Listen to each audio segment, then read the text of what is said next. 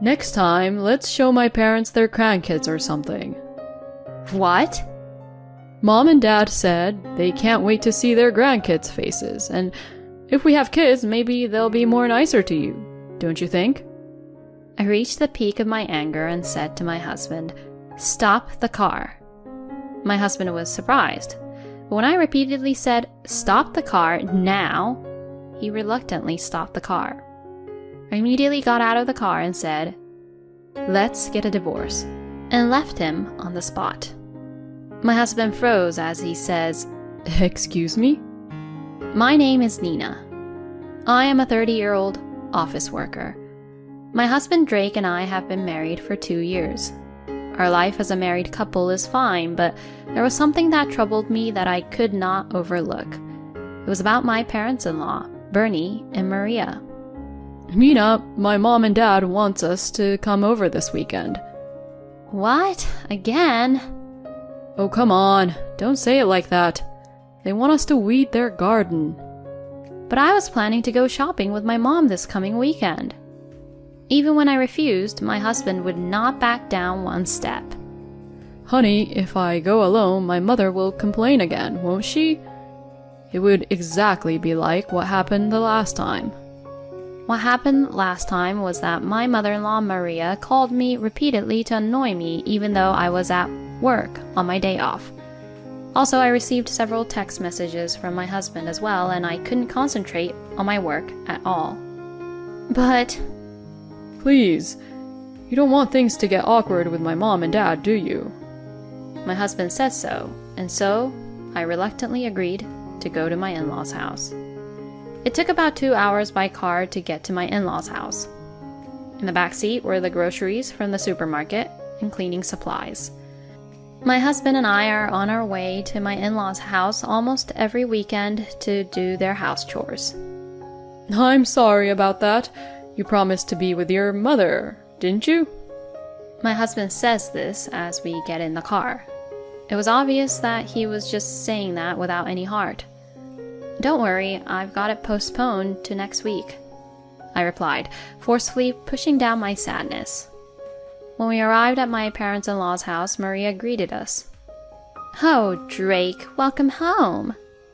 Maria would smile hugely at my husband. "Hello, Maria." But to me, she didn't even look at me and would just say, "Hurry up and weed the garden, please." So I went to the garden by myself and started weeding. When I glanced inside the house, I saw my husband, Maria, and Bernie talking happily together. Moreover, there was a cake on the dining table, and the three of them were having tea together elegantly. Why did I have to weed the garden of my parents-in-law's house alone, under such a scorching sun? When I finally finished weeding, it was already almost noon. "Hey, you! How long are you taking? Hurry up and get lunch ready." So I quickly made curry as Maria urged me on to make lunch. But once, seeing my curry, my parents-in-law began to complain to me. "Are you going to make us eat curry?" You've really underestimated us, haven't you? "You really are a disgrace as a wife, aren't you?" Hey, Maria, I want to eat some fried chicken. Let's order delivery. "Yes, let's do that. Oh, but Nina, please, eat that curry." But make sure not to eat all of it. We'll have the rest of the curry for dinner. My in-laws were yelling at me like that and ordered the fried chicken just for themselves. They even handed me the bill for me to pay. What? Why did you give me the bill? I thought it was strange. When I asked my in-laws about it, they looked at me with wide eyes. "Huh? What are you talking about? You're not fit as a wife, so it's normal for you to pay at least that much, right?" Absolutely. First of all, if you had cooked a decent meal, we wouldn't have had to take delivery. My in-laws were all over me, blaming me. I glanced at my husband, who was just playing with his phone without saying anything. Why can't he even protect me from his parents? And yet, on the car ride home, he said, "Oh man, my mother and father was being horrible today, huh?" If he thinks that his parents were treating me horribly, he could have at least argued against them. So I demanded my husband to pay for my in-laws' delivery. I at least don't have to put up with what my husband says. Then he pleaded me, saying, Give me a break. I'm having a hard time this month because of the drinking party at work too. No way. You didn't do anything today. And yet you ate the fried chicken as if it was yours or something, didn't you? Oh, well, yes, but... My husband got quiet and didn't say a word until we arrived home. When we arrived home, my husband ended up taking a bath without mentioning what had happened today. I decided to call my mother at that point. Mom, I'm sorry about today, even though we promised. It's okay, don't worry about it. You're Drake's wife, so you should take better care of your husband's parents than me. Don't worry about your own mother. Just think about making a happy family for yourself. Okay, thank you, Mom. I certainly understand what my mother is saying. I want to get along well with my in-laws, and I also want to make our life as a married couple better. But I wonder if I will be able to endure this kind of thing for a long time. I have been with my current company for 3 years now, and it has been a great place to work, with no overtime except during the busy season. I have a good working relationship with my colleagues, and I even talk about my family with them. What? And does that mean you have to work for free every weekend and even get ripped off for lunch? One of my youngest colleagues said in surprise after hearing my story. Yes, something like that. Oh, that's really not good. I wouldn't be able to stand it. One of my colleagues who are older than me replies. At lunch, when we each spread out our lunch boxes and chat about our issues, it relieves me of all the stress I have from the weekend. Nina, you can say what you want to say to your husband more, can't you? My colleagues would tell me that, but I had a hard time saying it harshly to my husband. My mother told me that since I got married, I should support my husband's family too. So I can't really say that I want to say fully to my husband, you know. But when I think about how this could go on forever, I'm not sure if I can endure it. Then one of my younger colleagues grunt, as she crosses her arms. Would your mom still tell you to put up with it, even in such a situation like this? I think what she thinks about first and foremost is her own daughter's happiness. Then, hearing those words made me realize something. Certainly, I cannot say that I am happy right now. That's how much I've been holding back. This Saturday, I will definitely go home to my mom's house and spend the night. That day, I made up my mind to do so. I told my husband that I was going to stay over during the weekend. And finally, Saturday came. I went to my mom's house in a happy mood. My mother greeted me kindly. I sat in the living room with my mother and enjoyed tea and sweets. I felt as if all the fatigue and exhaustion I had felt up to that point had been healed at once. Hey, Mom, let's go eat something delicious today. A day trip to a spa would be nice, actually, I said to my mother with excitement. Okay, but are you sure you can be that active? You're working, so why don't you take it easy on your day off? My mother may have said that out of concern, but for me, I was in the mood to be active. I want to be active today. I see. Well, let's go out then. I was really happy to go out with my mother. We had dinner without making any plans, went to a nice spa, did some shopping, returned to my parents' house, and got drunk with expensive wine and snacks together at night. Originally, my mother used to travel with my father a lot, but after my father passed away, my mother began to just stay at home. It had been a long time since she had been out to various places, and she seemed to be enjoying herself as well, which also made me happy. I was in a great mood as I greeted Sunday morning. I love that I don't have to get up early on the weekend to go to my in-laws' house. Mom, what would you like to do today? Do you want to go for a massage? As I was talking about this, my phone suddenly rings. My husband's name is displayed on the screen. I had a bad feeling about this, but with my mother in front of me, I couldn't just ignore it. Hello? Oh, Nina, can you come over right away? Oh, what's wrong? I'm at my parents' house right now, and my mom fell down the stairs and hurt her leg. What? Is she okay? We're in a lot of trouble, so I need you to come over. But... As I said that, my mother tapped me on the shoulder. I turn around and see my mother smiling at me. Your husband's parents are in trouble, right?